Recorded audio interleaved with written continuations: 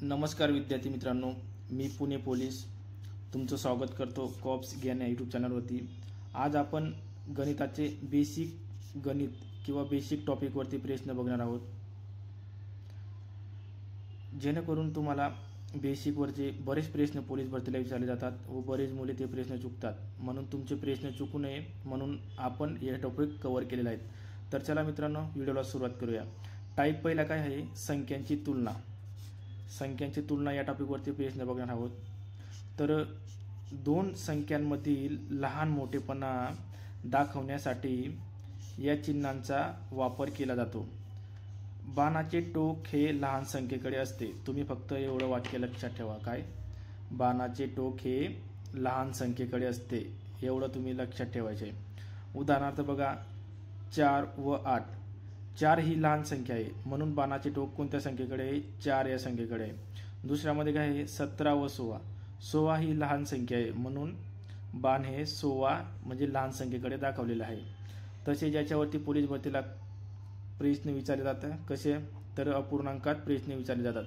तर बघा, 1/2 व 4/3 असा प्रश्न आला तर याचे उत्तर म्हणजे हा प्रश्न सोडवायचा कसा आहे?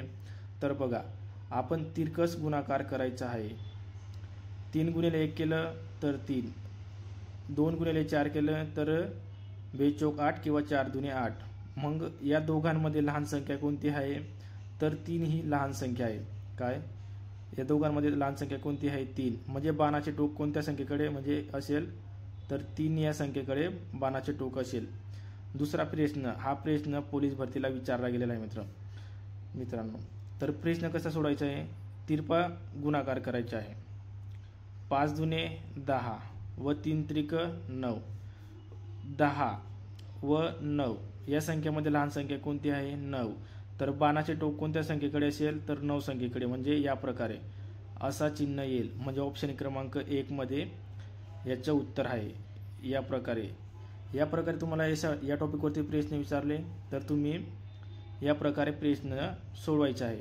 फक्त एवढं वाक्य लक्षात ठेवा, बाणाचे टोक हे लहान संख्येकडे असते। लहान मोठेपणा दाखवण्यासाठी जेव्हा प्रश्न येईल तुम्हाला, तेव्हा तुम्ही या प्रकारे प्रश्न सोडून तुम्ही योग्य उत्तर तो द्यायचा आहे। जाऊया पुढच्या टाईपकडे। पुढचा टाईप काय आहे मित्रांनो? दर्शनी किंमत। दर्शनी किंमतवरती बऱ्याच वेळा पोलीस भरतीला प्रश्न विचारला गेलेला आहे।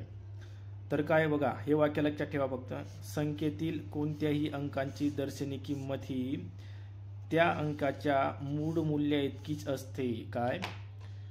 मूळ मूल्या इतकीच असते। तुम्हाला कोणत्याही संख्येची दर्शनी किंमत विचारली तर जी संख्या राहील तीच त्याचे योग्य उत्तर आहे। आता समजा 8 ची दर्शनी किंमत विचारली तर याचे उत्तर राहील फक्त 8। तुम्हाला 5 ची विचारली, 5 ची दर्शनी किंमत कोणती? तर फक्त तुम्ही उत्तर द्यायचे 5। जेव्हा दर्शनी किंमत विचारली तेव्हा त्या संख्ये एवढीच मूल्य इतकी ती दर्शनी किंमत असते। तुम्हाला 9चं विचारलं तर फक्त 9 हे तुम्ही दर्शनी किंमत असे उत्तर द्यायचे आहे। तर जाऊया पुढच्या टाईपकडे। पुढचा टाईप कोणता आहे? स्थानिक किंमत। स्थानिक किंमतवरती बऱ्याच वेळा पोलीस भरतीला प्रश्न विचारले गेले आहेत, बऱ्याच वेळा म्हणजे विचारले जातातच।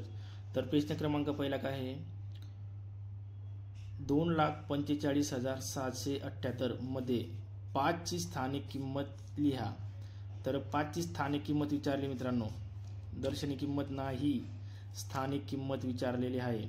तर 5 ची स्थानिक किंमत काढताना काय करायचे मित्रांनो? जी संख्या विचारायची ती संख्या फक्त लिहून द्यायची व शेवटी जेवढ्या संख्या असतील तेवढं शून्य लिहून द्यायचं।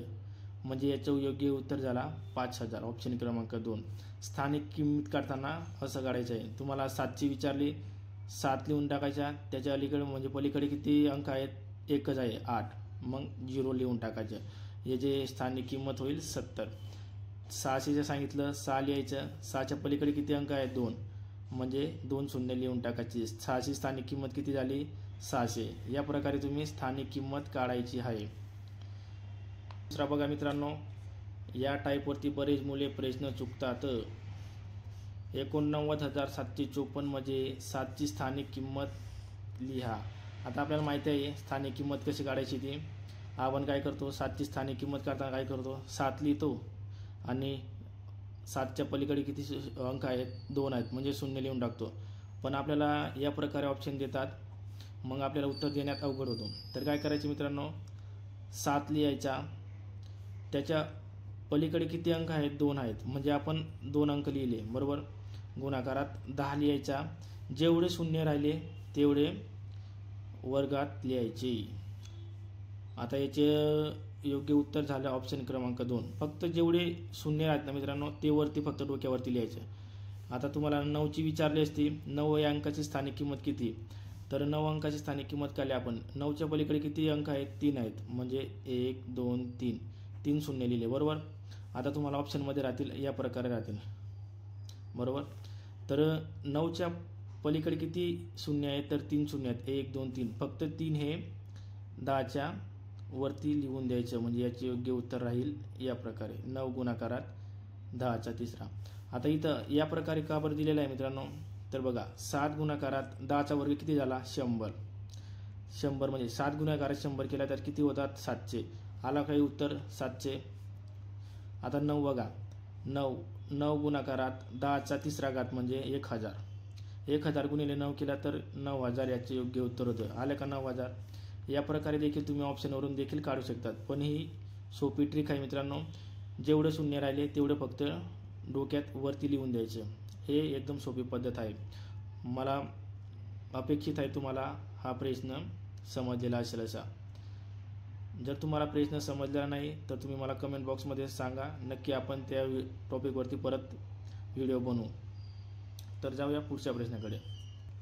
तर बघा मित्रांनो, प्रश्न क्रमांक 3 काय आहे, 34567 मध्ये 4ची स्थानिक किंमत किती. याचे उत्तर तुम्ही मला कमेंट बॉक्समध्ये सांगायचे मित्रांनो. काय याचे उत्तर मला कमेंट बॉक्समध्ये सांगायचं आहे. वरचाच टाईप आहे मित्रांनो.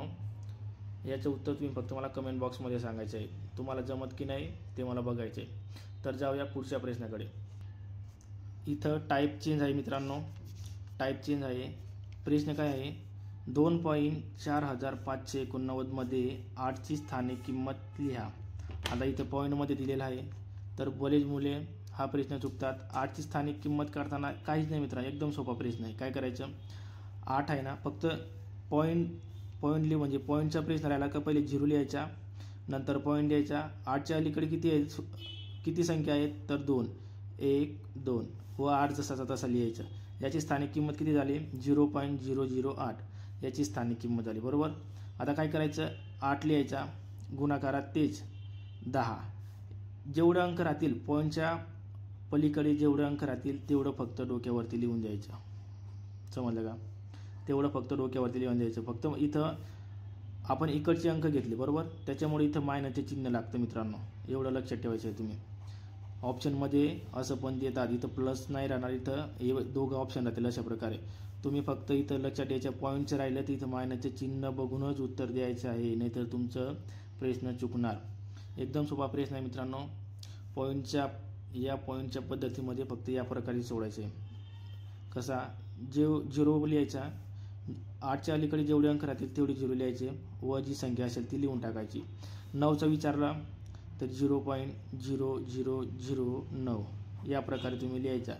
त्यानंतर 9 गुणाकारात 10, जेवढे अंक आहेत तेवढे पॉईंटच्या पलीकडे जेवढे अंक आहेत तेवढे फक्त लिहून टाकायचे. 1 2 3 4 बरोबर, -4 याचे योग्य उत्तर राहिलं. मला या प्रकारे याचे उत्तर राहील. तुम्हाला व्हिडिओ जर आवडत असेल मित्रांनो तर चॅनलला नक्की सबस्क्राईब करून घ्या, कारण की बरेच मुलांना गणित हा विषय अवघड जातो. आपण अशाच प्रकारे एकदम सोप्या पद्धतीने गणित टॉपिक वाईज एकदम कव्हर करणार आहोत. येणाऱ्या पोलीस भरतीमध्ये तुम्हाला या गणिताचा नक्की फायदा होणार आहे मित्रांनो. तर तुम्ही चॅनलला नक्की सबस्क्राईब करून ठेवा. तर जाऊया पुढच्या टाईपकडे. प्रश्न क्रमांक 2 काय आहे, एकदम अत्यंत सोपा प्रश्न आहे मित्रांनो, कोणी पण सोडून घेईल.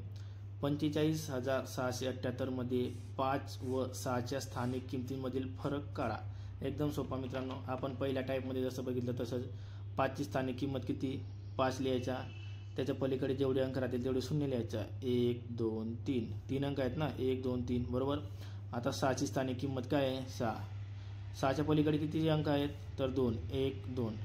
5ची स्थानिक किंमत झाली, 6ची स्थानिक किंमत झाली. फरक काढताना आपल्याला काय करावा लागतो, फरक काढताना आपल्याला वजाबाकी करावी लागते बरोबर. काय, फरक काढताना आपल्याला वजाबाकी करावी लागते. मग 5000 व 600 यांची वजाबाकी केली तर किती उत्तर येतं मित्रांनो? 4400, बरोबर का? 4400 याचे योग्य उत्तर येते. तर याच्यातली फरक किती राहील? 4400 याचे योग्य उत्तर राहील.